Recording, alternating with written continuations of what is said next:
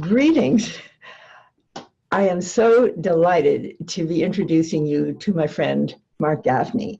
He is president of the Center for Integral Wisdom, a leading public intellectual today, writing the new universe story. His well-known books are Your Unique Self and Return to Eros. Marc and I are working on two new books together, Evolutionary Spirituality and Future of Relationships.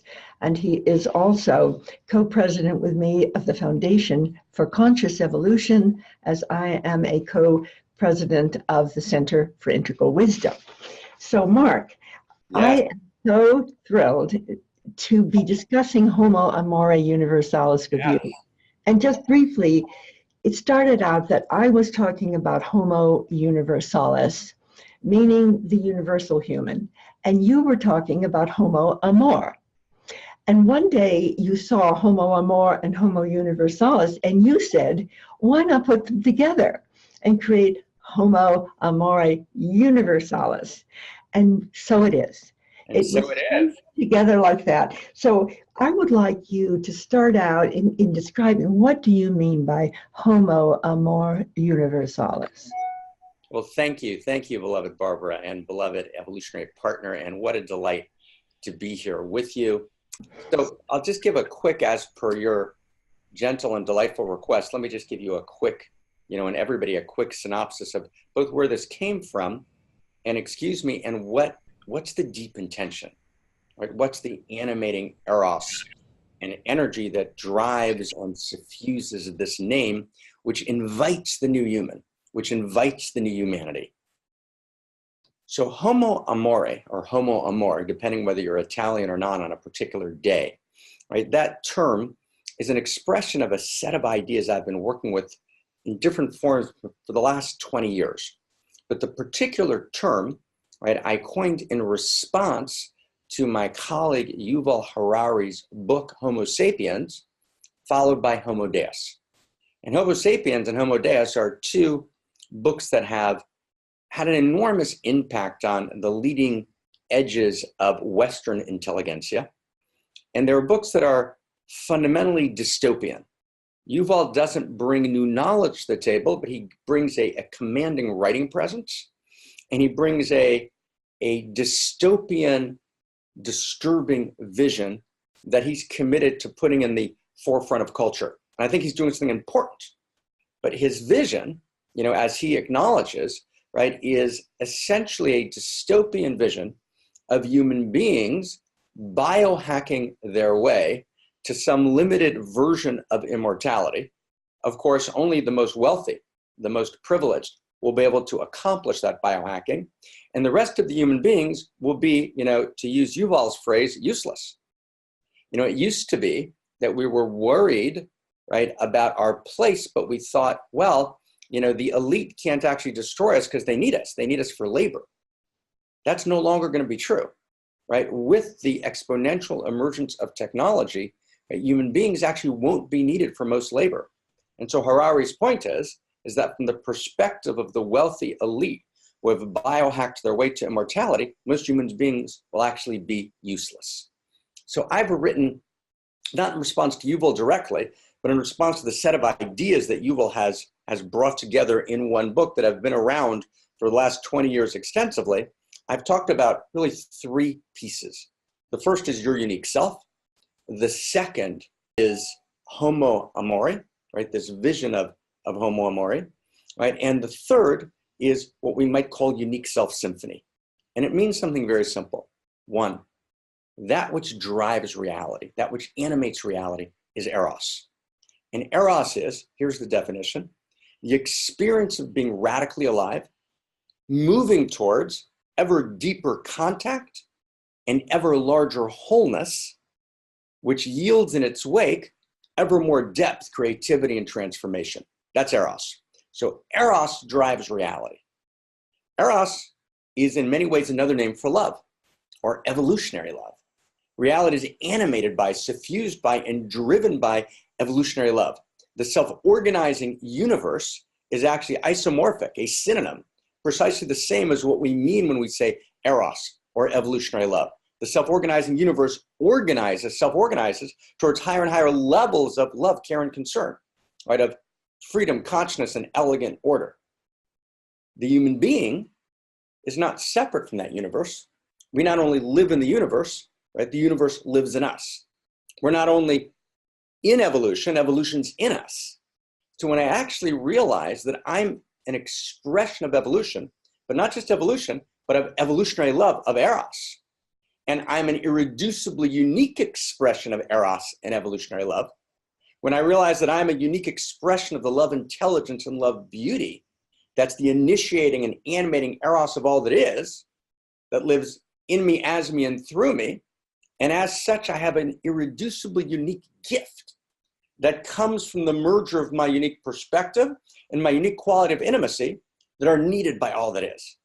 And that when I join my unique gift with other unique gifts of like-minded people with whom I've joined, not in Barbara's beautiful phrase, I've joined not genes but genius, or what I call wholemates, what Barbara and I call in our new book wholemates. When we actually join together, we create what I would call a unique self-symphony, right? We're all, right, playing our unique instrument.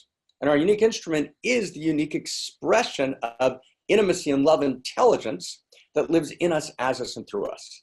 So as such, Homo Amore is not Homo Deus, right, the elite that biohack their way to immortality, but the recognition that every human being is an irreducibly unique self. Every human being is an irreducibly unique configuration of intimacy with irreducible value, with irreducible quality, with irreducible meaning.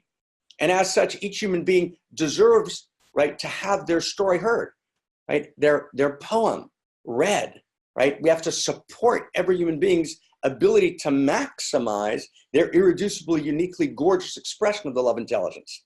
That's what I call Homo Amore. Now, that Homo Amore, right, comes together with Homo Universalis, that Barbara's been talking about beautifully for so many years. And Barbara, of course, has spoken extensively about Homo Universalis, and far be it from me to speak for her, but I'll just say one word about it, which I think is critical because I think it's gorgeous. When Barbara talks about Homo Universalis, she talks about many things, but I'm just going to pick one of them, which is the emergence of tech, right, of technological power. And let me just kind of try and say it this way, and Barbara and I share this idea with utter delight and depth. The human being has always been Homo habilis. We've always made technology. And technology is not foreign to the human being.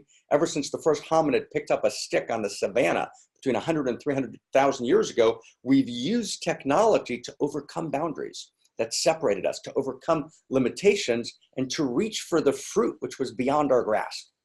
And we're using technology in the same way today. So as we move towards a technium, right, as Kevin Kelly called it, as we move towards a world in which we have, as Barbara, you love to say, right, the powers of Roman gods, right, are available to us. Nanotech, we're rewriting the script of matter. Biotech, gene splicing, we're rewriting the script of life itself, right? Artificial, right, intelligence, we're creating a new possibility of sentience. So those are all qualities of Homo Universalis. So when we infuse and bring together Homo Universalis with Homo Amore, we create actually a vision of the new humanity and the new human.